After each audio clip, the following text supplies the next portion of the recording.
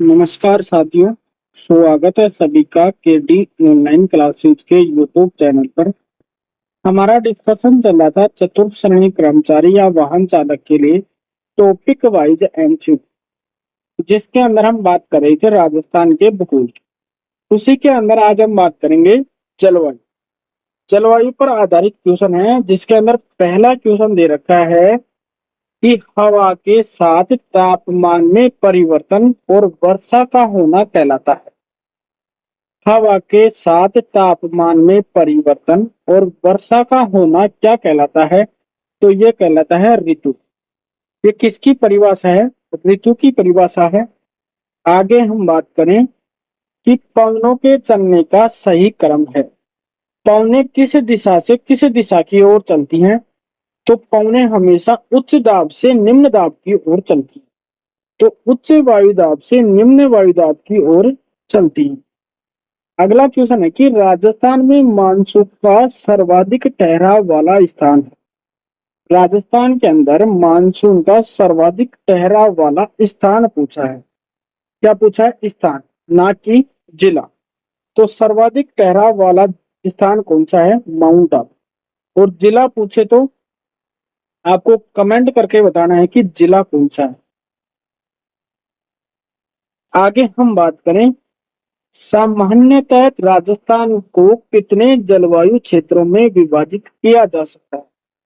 राजस्थान को कितने जलवायु क्षेत्रों के अंदर विभाजित किया जा सकता है? तो ये किया जाता है कि 5 जलवायु क्षेत्रों के अंदर विभाजित।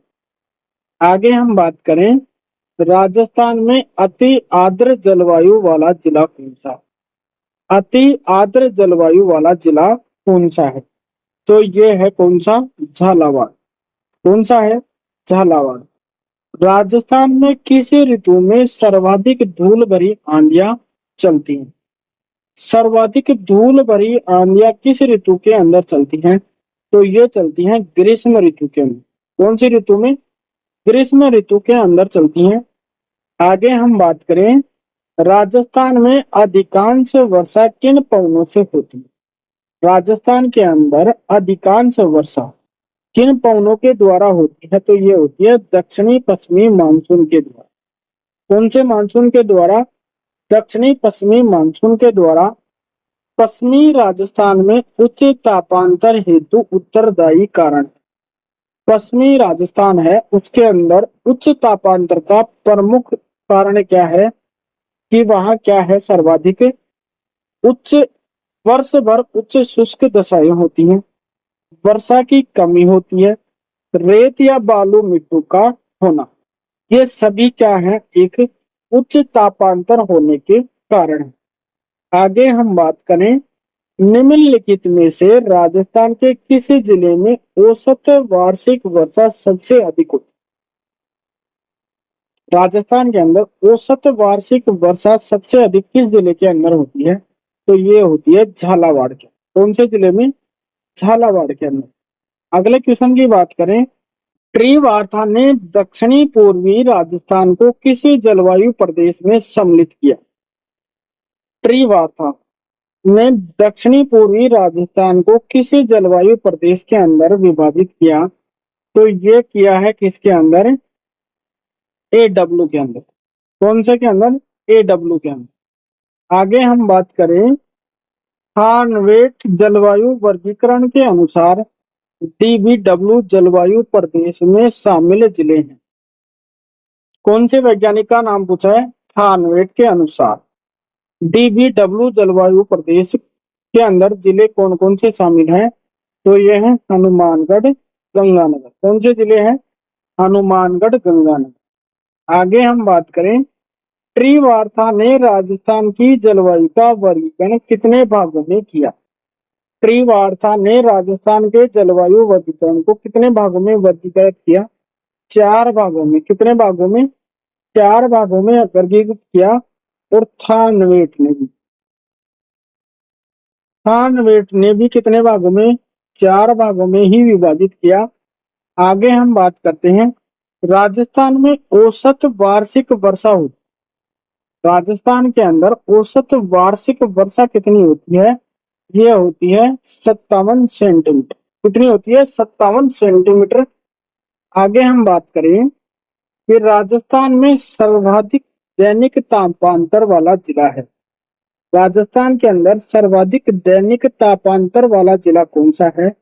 तो ये है जैसलमेर। कौन सा जिला है? जैसलमेर। आगे हम बात करें राजस्थान की जलवायु को प्रभावित करने वाले प्रमुख कारक। राजस्थान की जलवायु को प्रभावित करने वाले प्रमुख कारक कौन कौन से हैं? तो ये है महाद्वीपीयता, उच्चावच, अरावली पर्वत की स्थिति और दिशा। ये सभी कारण हैं जो राजस्थान की जलवायु को प्रभावित करते हैं। अगला बिंदु है अपवाह तंत्र एवं झीलें। यानी राजस्थान की प्रमुख नदियां और प्रमुख झीलों पर आधारित क्वेश्चन। निम्नलिखित में से टोंक जिले में स्थित त्रिवेणी संगम का सही युग्म है। टोंक जिले के अंदर जो त्रिवेणी संगम है उसका सही युग्म कौन सा है? यानी कौन कौन सी नदियां आकर मिलती हैं? ये नदियां आकर मिलती हैं बनास, खारी और डाई। कौन कौन सी नदियां मिलती हैं?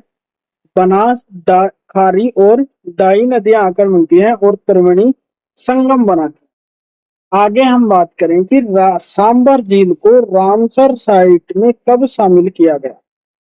सांबर झील है उसको रामसर साइट के अंदर कब शामिल किया गया? तो 1990 के अंदर रामसर साइट के अंदर सम्मिलित किया गया। आगे हम बात करें निम्नलिखित में से कौन सी नदी आंतरिक अपवाह तंत्र की नदी है? आंतरिक अपवाह तंत्र की नदी मतलब वे नदियां जो अपना जल किसी खाड़ी या नदी में ले जाकर नहीं गिरती, वो नदियां कौन सी हैं? आंतरिक अपवाह की नदियां। तो आंतरिक अपवाह की नदी कौन सी है? रूपारेख। कौन सी है? रूपारेख। आगे हम बात करें निम्नलिखित में से कौन सी झील खारे पानी से संबंधित है? खारे पानी से संबंधित झील कौन सी है? तो ये है कौन सी? कावोद झील, गजनेर झील, कनक सागर और कोलायत। ये कैसी झीलें हैं? मीठे पानी की झीलें हैं। कैसी हैं? मीठे पानी की झीलें हैं। आगे हम बात करें राजस्थान में कौन सी नदी अर्जुन की गंगा कहलाती है? कौन सी नदी है जो अर्जुन की गंगा कहलाती है? तो कौन सी है? बाण गंगा। कौन सी है? बाण गंगा नदी है जो अर्जुन की गंगा के नाम से प्रसिद्ध है।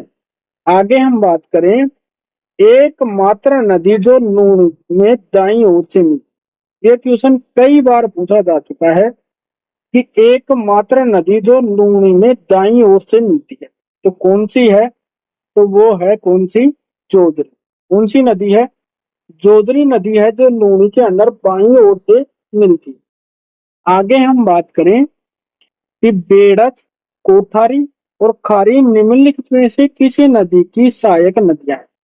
कौन कौन सी? बेड़च, कोठारी और खारी। तो ये सहायक नदियां किसकी हैं? ये हैं बनास। किस नदी की हैं? बनास नदी की सहायक नदियां हैं।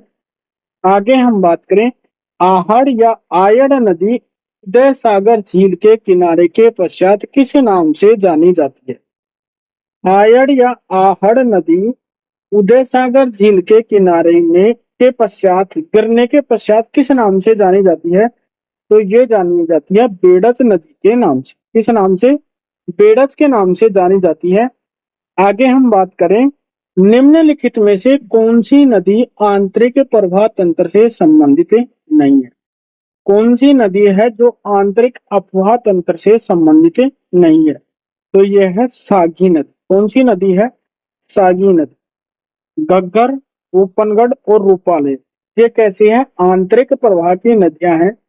आगे हम बात करें जैसलमेर में मीठे पानी की भुज झील का निर्माण कौन सी नदी करती है? कौन सी झील? भुज झील का निर्माण कौन सी नदी के द्वारा किया जाता है? तो ये की जाती है काकने नदी के द्वारा। कौन सी नदी आकर मिलती है? काकने नदी। आगे हम बात करें रूपारेल नदी पर भरतपुर में कौन सा बांध बना हुआ? रूपारेल नदी पर भरतपुर के अंदर कौन सा बांध बना हुआ है? मोती झील बांध। कौन सा? मोती झील बांध बना हुआ है। आगे हम बात करें कि साबरमती नदी का उद्गम स्थल बताइए। साबरमती नदी का उद्गम स्थल कहाँ है? पदराड़ा की पहाड़ी, उदयपुर। कहाँ है? पदराड़ा की पहाड़ी, उदयपुर से साबरमती का उद्गम होता है। आगे हम बात करें, पूर्णतः राजस्थान में बहने वाली सबसे लंबी नदी। पूर्णतः राजस्थान में बहने वाली सबसे लंबी नदी कौन सी है? तो ये है कौन सी? बनास नदी। कौन सी है? बनास नदी। कौन सी नदी राजस्थान में दक्षिण से प्रवेश करके पुनः दक्षिण की ओर जाती है? राजस्थान की कौन सी नदी है जो दक्षिण से प्रवेश करती है और दक्षिण में ही चली जाती है? तो वो नदी कौन सी है? माही नदी। कौन सी नदी है? माही नदी। इसके आगे हम नेक्स्ट वीडियो के अंदर बात करेंगे। तब तक के लिए धन्यवाद दोस्तों। जय हिंद।